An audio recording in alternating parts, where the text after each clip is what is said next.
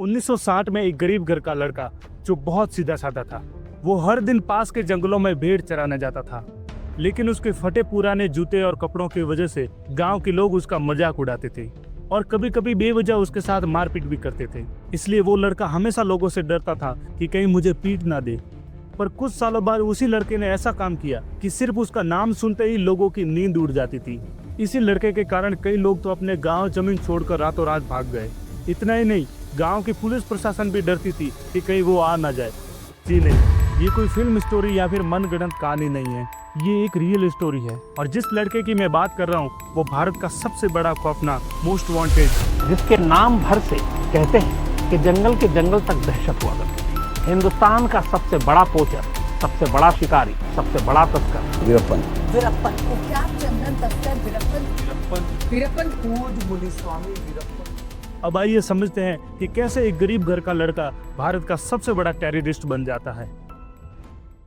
18 जनवरी 1952 को सुबह 8:17 पर तमिलनाडु के गोपीनाथम गांव में एक बहुत गरीब घर में वीरप्पन का जन्म होता है। परिवार की गरीबी के कारण बचपन से ही उसके ऊपर जिम्मेदारी का बोझ आ गया था। इसलिए वो हर सुबह अपनी गाय और भेड़ों को लेकर पास के जंगलों में चराने जाता था और ये सिलसिला काफी वर्षों तक चला। पूरा दिन जंगलों में रहने के कारण वीरप्पन जंगली जानवरों की आवाज निकालने में माहिर हो जाता है और साथ ही साथ जंगलों को बारीकी से जान लेता है। लेकिन बढ़ती उम्र के साथ साथ घर की जिम्मेदारियां और पैसों की तंगी और बढ़ने लगती है। इसलिए भेड़ चराने का काम छोड़कर गांव के टैक्स विभाग के एक्साइज कैंटीन में जॉब करने लग जाता है। कैंटीन में उसका काम था कि आए कस्टमर की टेबल साफ करना, उनको चाय नाश्ता सर्व करना और उनके जूठे बर्तन धोना। पर जब भी कैंटीन में उसके गांव वाले आते थे तो उसके फटे पुराने कपड़े और जूतों की वजह से उसका मजाक उड़ाते थे। इस कारण कई बार वीरप्पन अपने घर पर बिना खाए पिए सो जाता था। एक दिन वीरप्पन के पिताजी उसकी उदासी का पता लगाने के लिए कैंटीन तक उसका पीछा करते हैं। पूरा दिन उनके ऊपर नजर रखने पर पता चलता है कि गाँव वालों की वजह से वो परेशान रहता है। इसलिए दूसरे दिन वीरप्पन को लेकर अपने छोटे भाई सालवाई गोंडर के पास छोड़ आते हैं। सालवाई गोंडर और उसकी टीम लाल चंदन की तस्करी करते थे। आपको छोटी सी और जानकारी दे दूं ताकि आपको समझने में और आसानी रहे। दक्षिण भारत के तमिलनाडु, केरल और कर्नाटक के बॉर्डर पर 6000 स्क्वायर किलोमीटर में फैला एक जंगल था। इसी जंगल में वीरप्पन और उसके चाचा के ग्रुप के साथ साथ और भी बहुत सारे ग्रुप थे जो अवैध लाल चंदन की तस्करी किया करते थे। कई सालों तक वीरप्पन अपने चाचा के साथ काम करके अवैध तस्करी करना सीख लेता है और इसी बीच दूसरे गैंग के लीडर को मारकर खुद उस ग्रुप का लीडर बन जाता है। अब वो खुद अपनी ग्रुप के साथ लाल चंदन की तस्करी करता है, इसलिए अपना चाचा सालवाई गोंडर का ग्रुप छोड़ देता है। दिन पर दिन वीरप्पन अपनी गैंग के साथ लाल चंदन की तस्करी के साथ साथ वो हाथियों को मारकर हाथियों के दांतों की अवैध तस्करी करना शुरू कर देता है।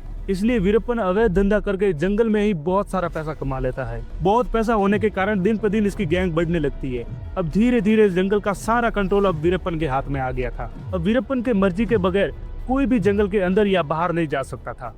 लेकिन ताज्जुब की बात यह है कि वीरप्पन इतना बड़ा गैंगस्टर होने के बावजूद भी किसी ने भी इसके खिलाफ कार्रवाई क्यों नहीं की। देखिए, वीरप्पन की गैंग जंगल में नहीं बल्कि आसपास के गांवों में अलग अलग भेष में फैली हुई थी और जो भी गांव का व्यक्ति वीरप्पन के बारे में पुलिस को बताता था तो वीरप्पन के लोग उस व्यक्ति को पूरे गांव के सामने मार देते थे। इसलिए गांव के लोग वीरप्पन के खिलाफ जाने की कभी भी हिम्मत नहीं करते थे। टाइम के साथ साथ वीरप्पन की डिमांड बढ़ने लगी।